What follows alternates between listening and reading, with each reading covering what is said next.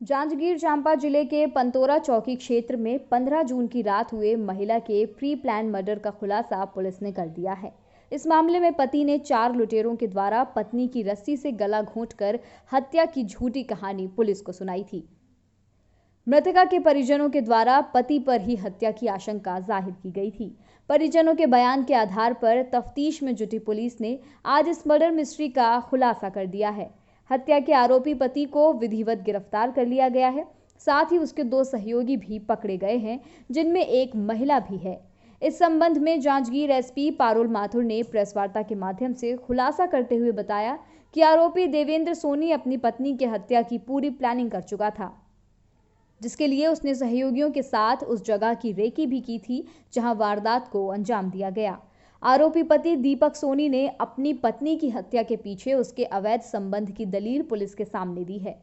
दरअसल बिलासपुर की रहने वाली दीप्ति सोनी का विवाह बिलासपुर के ही देवेंद्र सोनी के साथ कुछ वर्षों पहले हुआ था। शादी के बाद से पारिवारिक कलह शुरू हो गया। इसके बाद दीप्ति सोनी के पति ने उसका मायके जाना इसके बाद दीप्ति सोनी के पति ने उसका मायके आना जाना ही बंद करा दिया था। साथ ही सभी रिश्तेदारों के नंबर भी मोबाइल से डिलीट कर दिए। 15 जून की रात लूट और हत्या की रिपोर्ट दर्ज कराने के बाद से ही मृतका के परिजन दामाद पर शंका जाहिर कर रहे थे। पुलिस को भी मामला संदिग्ध लगा था, जो कि आखिरकार सच निकला। 15 जून को पंतोरा चौकी में एक एफआईआर पंजीबद्ध कराई गई। उस समय प्रार्थी देवेंद्र सोनी के द्वारा कि उसके साथ कोरबा से बिलासपुर जाते हुए गाड़ी में वो जा रहा था और उसके साथ लूटपाट की घटना हुई है और घटना में उसकी पत्नी दीप्ति सोनी को भी, जो अपराधी हैं, उन लोगों ने रस्सी से गला घोंटकर उसकी हत्या कर दी है। इस प्रकार की रिपोर्ट पर पंतोरा में 397, 302 के तहत 4 अज्ञात व्यक्तियों के खिलाफ एफआईआर पंजीबद्ध की गई। इसमें प्रारंभ से ही जो प्रार्थी था देवेंद्र सोनी, उसकी जो बातें हैं वो घटनाक्रम के हिसाब से मैच नहीं हो रही थी और पुलिस ने इसमें हर पहलू से जब जांच प्रारंभ करना शुरू किया, उसकी लोकेशन के संबंध में टेक्निकल डेटा प्राप्त किया, तो उससे ये क्लियर हुआ कि ये जो घटनाक्रम बता रहा है ये पूरी तरह से फॉल्स है।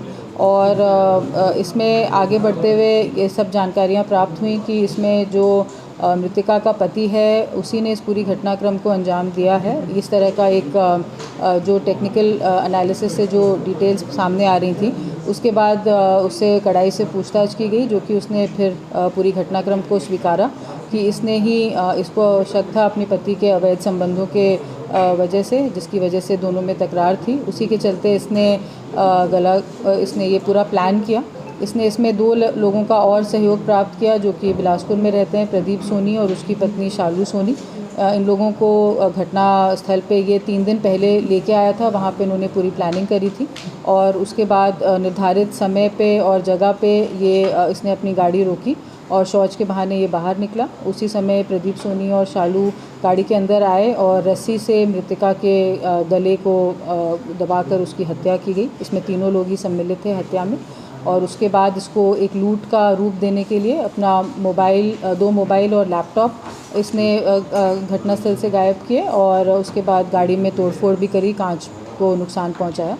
इसमें पूरे घटनाक्रम में अब धारा 302, 201, 34 के तहत 3 आरोपियों को गिरफ्तार किया गया है और उनको रिमांड पर भेजा जाएगा।